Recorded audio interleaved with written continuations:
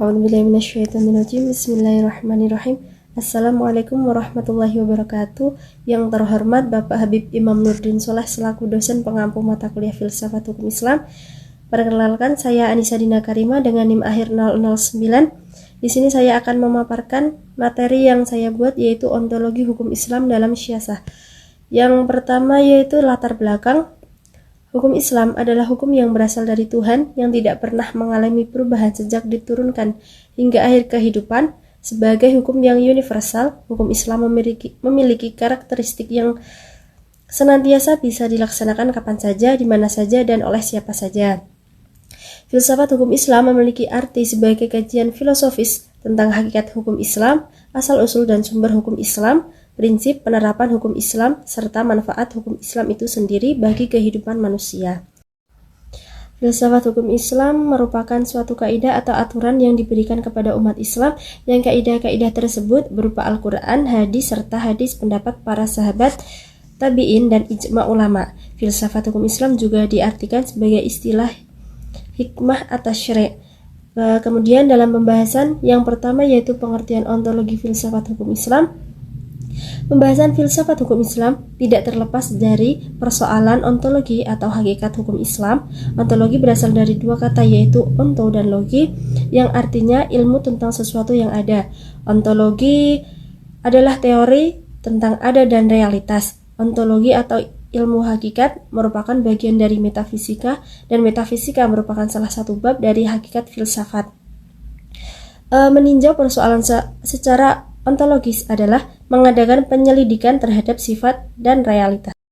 Kemudian dapat disimpulkan bahwa ontologi adalah bagian dari metafisika yang mempelajari hakikat dan digunakan sebagai dasar untuk memperoleh pengetahuan, atau dengan kata lain menjawab tentang pertanyaan apakah hakikat ilmu itu.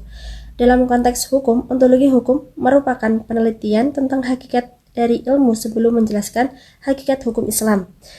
Kita akan terlebih dahulu mengenal beberapa konsep yang berkaitan dengan hukum Islam, yaitu yang pertama adalah syariah, yang kedua adalah fikih, dan yang ketiga adalah hukum syar'i. Untuk yang kedua adalah ontologi filsafat hukum Islam dalam syiasah.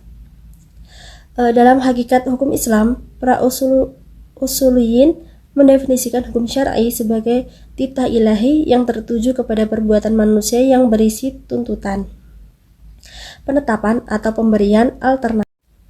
Sebagai titah ilahi berarti menyiratkan suatu pandangan pertama, hukum dalam Islam bersumber pada Tuhan. Hal ini tampak dalam pernyataan usuliyin, khususnya Al-Ghazali, bahwa sumber hukum Islam itu adalah suatu firman Allah Subhanahu wa Ta'ala. Sebagai sebuah istilah, fikih dipakai dengan dua arti. Pertama yaitu sebagai ilmu hukum atau jurisprudensi, dan yang kedua sebagai hukum itu sendiri atau law.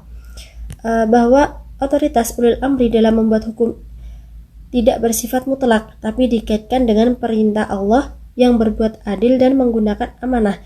Jadi otoritas ulil amri bersifat dualisme, yaitu antroposentris atau teori hukum manusia dengan lingkungan yang memandang manusia sebagai pusat dari sistem alam semesta.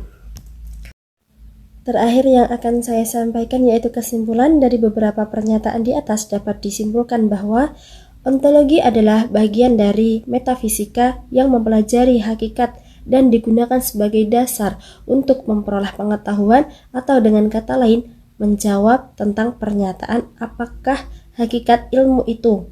Sedangkan filsafat hukum Islam sendiri adalah pengetahuan tentang hakikat, rahasia, dan tujuan hukum Islam, baik yang menyangkut materinya maupun proses penetapannya. Dalam bahasa sederhana, filsafat yang digunakan untuk memancarkan, menguatkan, dan memelihara hukum Islam sehingga sesuai dengan maksud dan tujuan Allah Subhanahu wa Ta'ala menetapkan syariat di muka bumi, yaitu untuk kemaslahatan, kesejahteraan, dan kedamaian umat manusia seluruhnya. Dan dari pernyataan di atas juga membahas mengenai konsep dualisme, melahirkan terminologi siasah syar'iyah dan siasah wad'iyah, atau dari segi hasilnya disebut qanun syar'i dan qanun wad'i. Dilihat dari perspektif kedaulatan, qanun syar'i memiliki kedaulatan transendental karena bersumber dari syariat, yaitu nas Al-Quran dan Sunnah.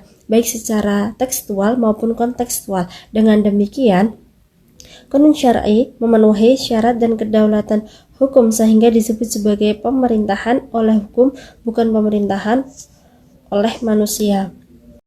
Sekian presentasi dari saya. Apabila banyak salahnya, saya mohon maaf. Wassalamualaikum warahmatullahi wabarakatuh.